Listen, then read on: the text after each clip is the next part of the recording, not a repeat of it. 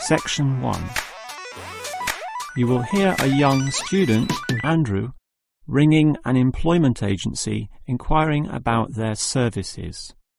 First, you have some time to look at questions 1 to 7.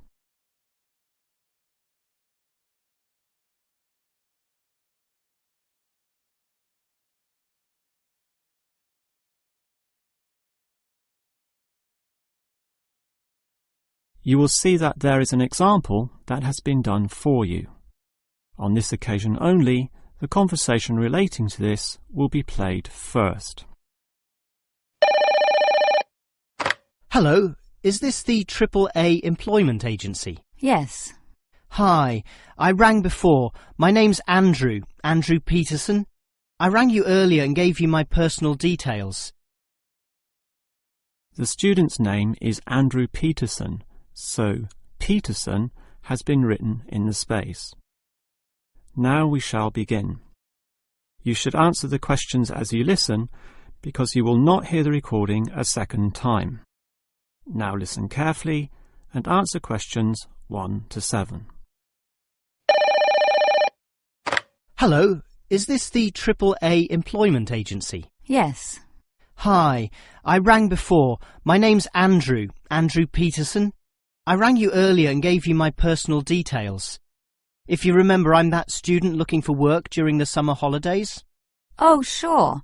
Actually, I have your file right here. But we still need to add some further information. Yeah, that's what they told me, and that's why I'm ringing. What do you need to know? Well, we have to know your main level of education. It's a degree, I suppose. Yes, but I'm still doing it in engineering. It's quite interesting. Some of my friends are studying computing, though, so I'm interested in that also. Well, I'll just write in your main degree subject, engineering. We usually have a demand in computing, though. Have you worked with computers before? No, I just do some programming for fun at the university, but I almost got a job as a computer designer once. Actually, the only job I've ever had was as a car salesman, believe it or not. Well, at least you've had experience dealing with customers. What about hobbies, though? Sometimes they can help develop useful skills. In my free time I don't do much, mostly study. I play chess occasionally at the university chess club. That's right next to the tennis courts, but I'm not interested in that. Chess helps develop analytical skills, so I'll put that down. Of course, it's your main skills that employers want to know about. What would you say they are? Well, I'm in my 3rd year now, studying electrical machines and generating systems, but I'd say electronics is my best skill, much better than, say, my machine skills, which aren't so good, actually. Okay, machine skills are in demand, but so too are electronic ones, so we might be able to find you a part-time job in that field. But what sort of money do you expect to get? Oh, anything, really. I'd want the standard payment, let's say. What's normal? 1,000 a month? 1,500? I'll just put $1,200, okay? That's fine by me. When can you start? Say, within 2 days? Easily. Actually, less. In fact, just give me a ring and I'll be able to start immediately. Although I admit it'll take me a few days to get used to getting up early in the morning. Okay, that's just about it. Unless you'd like to add anything else which may help with your application? Not really. I ride a motorbike, but that's unimportant. I'm friendly, but every applicant claims that, right? I can speak another language. Ah, that might be useful, depending on the language. Is it Chinese? A Chinese speaker would go down well. Spanish, I'm afraid. You see, I grew up with some friends who came from South America. Okay, I'll write that down. But I don't think it will help that much, sorry to say. Before you hear the rest of the conversation, you have some time to look at questions 8 to 10.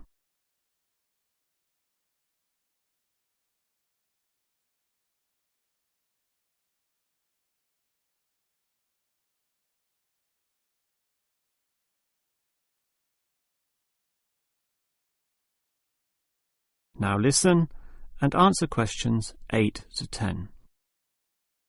Well, thanks for your help, and hopefully I'll get a job soon. But can I just ask one more question? Sure. What basically are employers looking for when they interview someone? Oh, many things.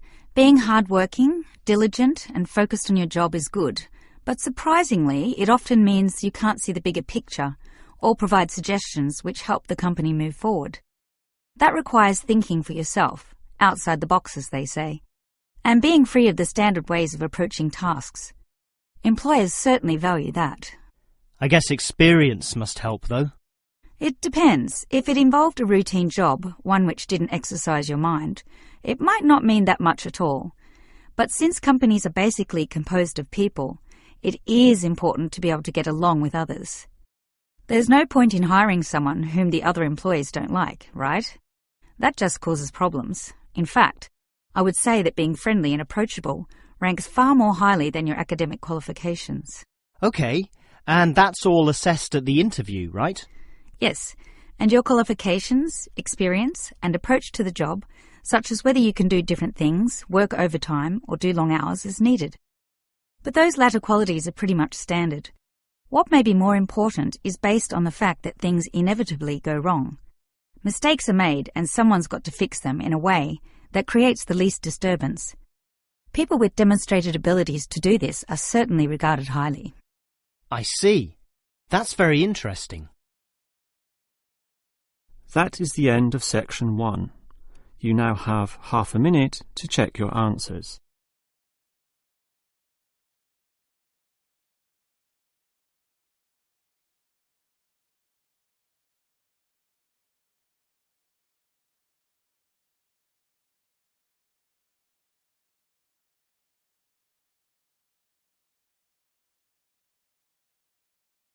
Now turn to section 2. Section 2. You will hear the manager of a fitness centre giving information about the centre to some new customers. First, you have some time to look at questions 11 to 15.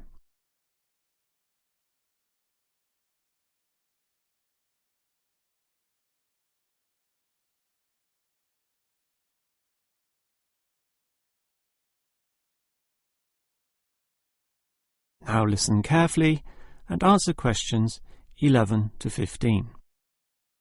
Hello everyone, and welcome to the Fit for Life Health Centre, a place which, as the name suggests, is not just for short-term solutions, but rather intends to put you on a sensible and achievable footing for the rest of your life. And that's how we're different. For example, we could immediately put you on a harsh exercise program, expecting you to work out every day, but such a plan would see you quickly lose interest. That's why the initial step is a 1.5 hour consultation in which your lifestyle, current situation and long-term goals are all thoroughly analysed. Now, an important part of this consultation involves analysing what you eat. There's no point exercising here and losing weight, then putting it all back on later. You will need to show self-control and discipline in your diet, and we'll work on that. Similarly, we'll put you on an exercise regime suitable for your level of fitness. So that will involve a test where we will take you through some activities, then measure your heart rate and blood pressure to determine how fit you are. This will be monitored during every subsequent consultation, along with your exercise schedule, and that occurs monthly and not half-yearly, as with many other centres. As to our actual exercise machines and programs, you will have to decide whether it is muscle mass, stamina, or general fitness that you want to develop. Think about which of these 3 you want to target, and we'll design a specific program for you. But remember, bulging muscles aren't necessarily suitable for everyone. Sometimes it's better to think in terms of 2 simple concepts: muscle definition and stamina, or, if you are female, being fit and healthy, in both mind and body. Before you hear the rest of the talk, you have some time to look at questions 16 to 20.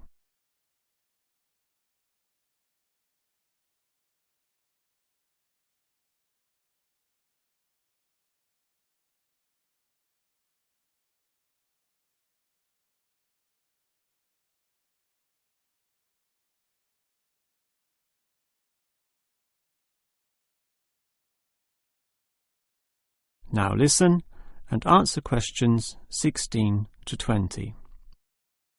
Now, if you're going to work out at this gym, you'll need to think about your reasons for exercising. So let's consider that in more detail.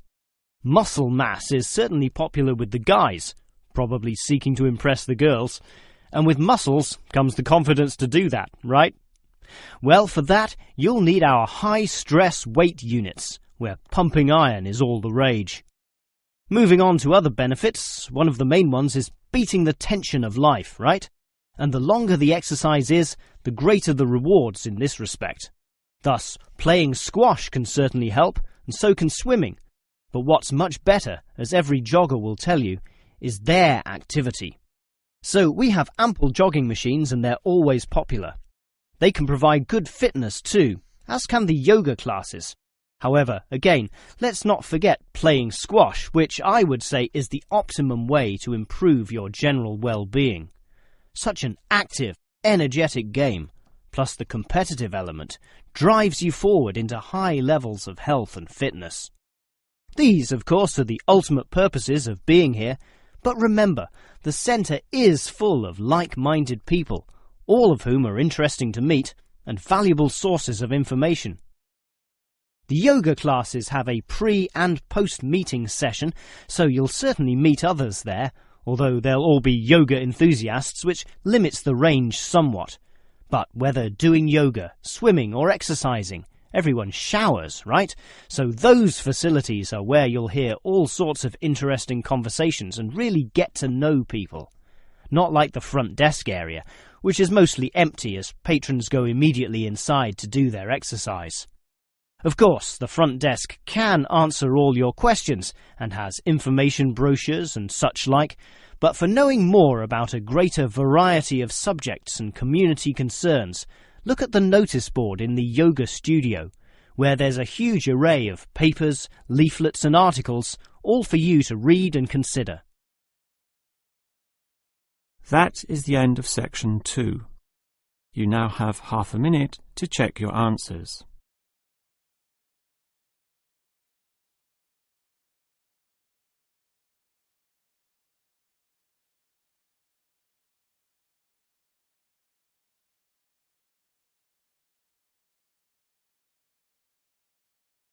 Section 3. You will hear 2 faculty directors talking about which person in their university to promote. First, you have some time to look at questions 21 to 25.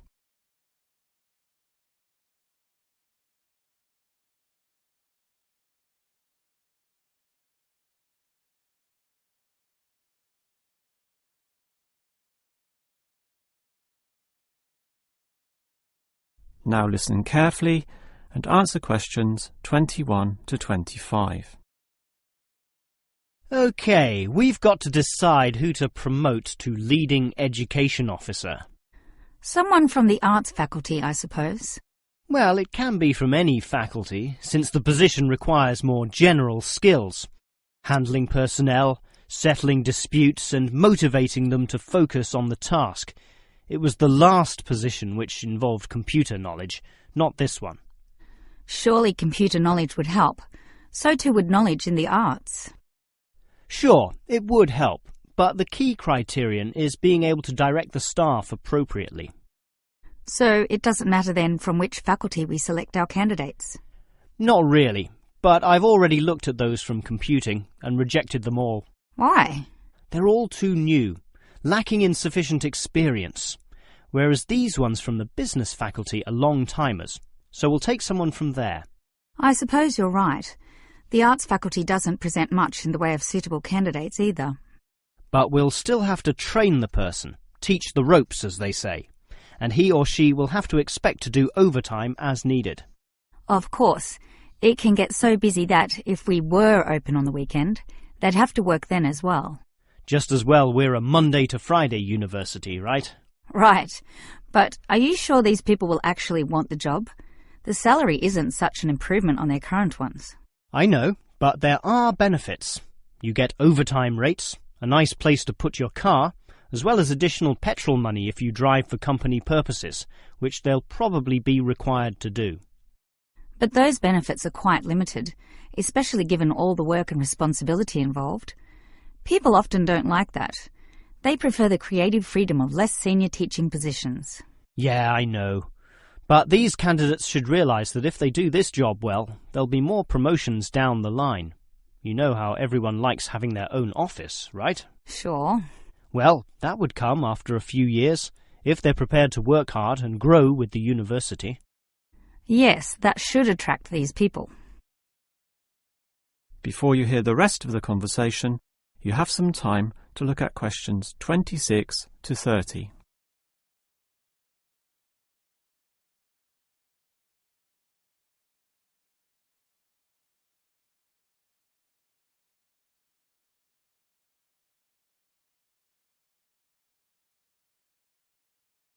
Now listen and answer questions 26 to 30. Well, that's enough talk about the job. What about the actual candidates? How many do we have? I've narrowed it down to 4. Just using their first names, that's Stephen, Abdul, Lek and Oscar. As you said, there's quite a bit of experience between them, about 34 years in all. What's the exact breakdown of figures? Abdul and Stephen both have 7 years. Lek has 1 more, and Oscar is the most experienced at 12. But who's the most qualified? Stephen and Abdul have an MBA. Oh, sorry, Abdul's got something called a MBP, some foreign thing which translates as Master of Business Practice. I'm not sure what that is, but does he do the job well? Very well, apparently.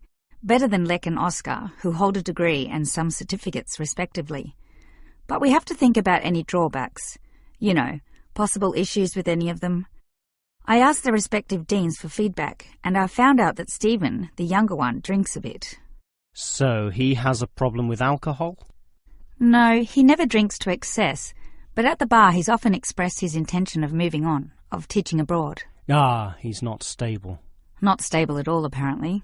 We'll never know for how long he'll hold the job. We need stable personnel, and people without family problems or sick relatives like the last guy we promoted. What about Abdul, then? Will he do? He might do, except his English language ability is limited. It's functional, but a bit broken, and meaning is sometimes lost. That's not the problem with the next candidate, Lek, who has good language ability, but this job involves handling people, and his dean says Lek's attitude is bad. In what way?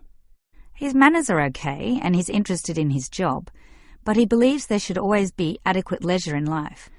He definitely won't work overtime and complains a lot already about his job. But this last candidate, Oscar, is probably not the right one either. Why not? Not another problem with language. His first language isn't English, but he speaks it well enough. He's stable with a good attitude, but his age is the problem. Age is not a problem. That would be ageism, and I don't believe in that. But with his age comes health problems as well, and serious ones at that. Oh, that might be an issue then. That is the end of section 3. You now have half a minute to check your answers.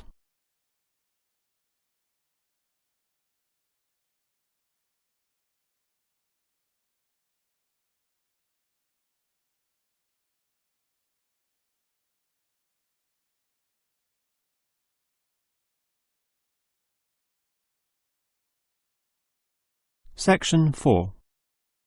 You will hear a lecturer talking about caves.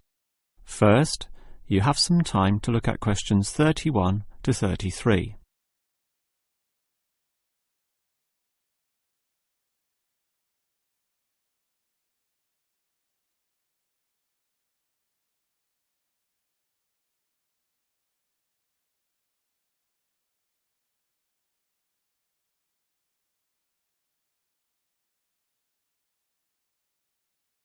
Now listen carefully and answer questions 31 to 33.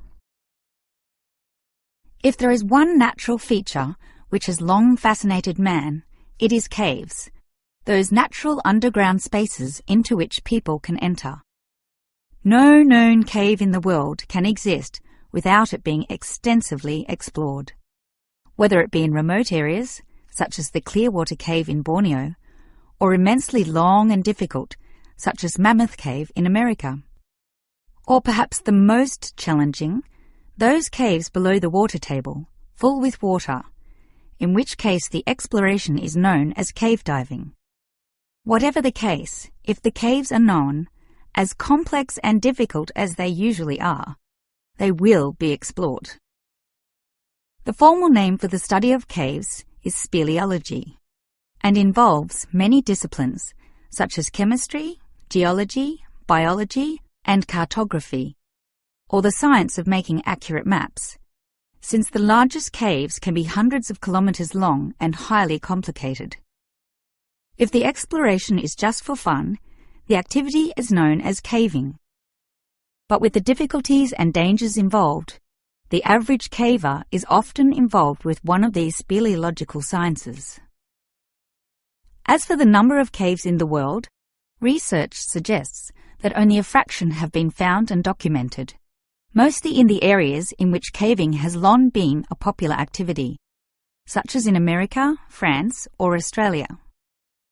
China, for example, has huge areas of limestone bedrock, prime material for cave formation, and logically must contain among the largest number of caves in the world. Yet only few are documented due to the lack of interest in caving there. Thus, as exploration continues, new caves will be discovered, and it is likely that the numbers could radically change in the future. Before you hear the rest of the lecture, you have some time to look at questions 34 to 40.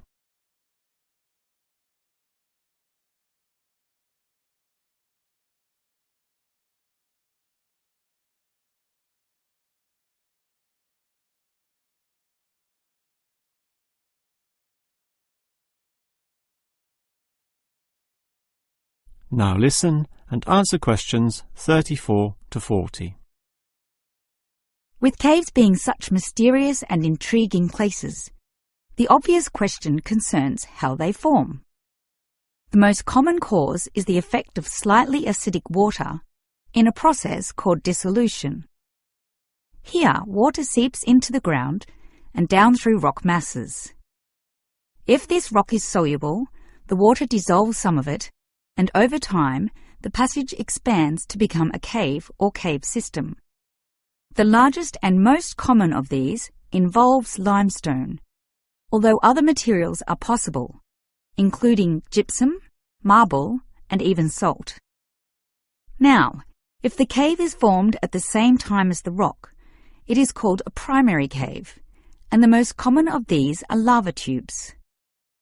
When lava from volcanoes flows downhill, the topmost surface cools and solidifies first, leaving the hotter lava to continue to flow beneath.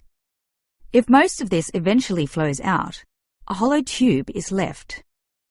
The country, Iceland, has some excellent caves of this type, and even far-flung Australia has a few.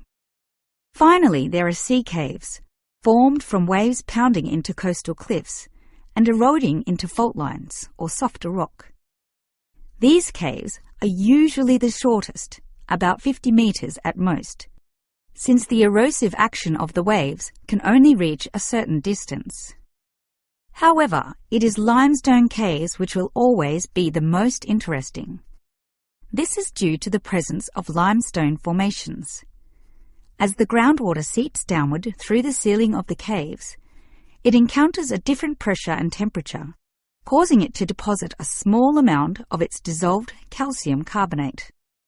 Over time, through the action of millions of drops, this deposition process results in ever-growing masses, known as stalactites, if hanging from the ceiling, or stalagmites, if growing from the floor.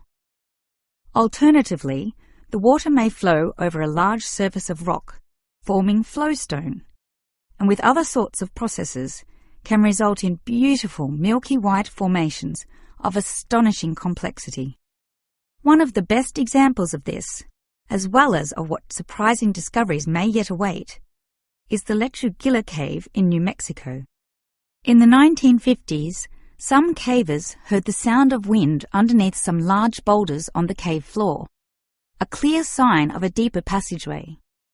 It took until 1984 for a group of cavers to gain permission to start digging, and 2 years later, in 1986, they broke through into a walkable passageway, unlocking one of the longest cave systems in the world, the deepest in America, and some of the most beautiful formations ever found.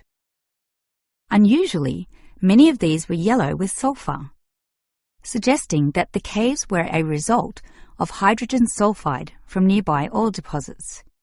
This was forced through fracture lines, combining with existing groundwater to form sulfuric acid, dissolving the limestone from the bottom up instead of the normal top-down seepage which characterizes most limestone cave formations.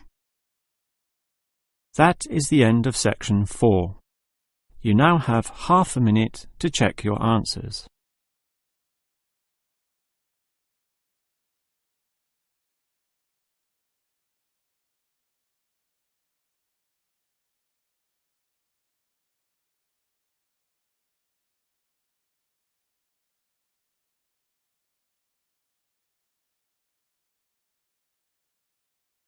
That is the end of the listening test.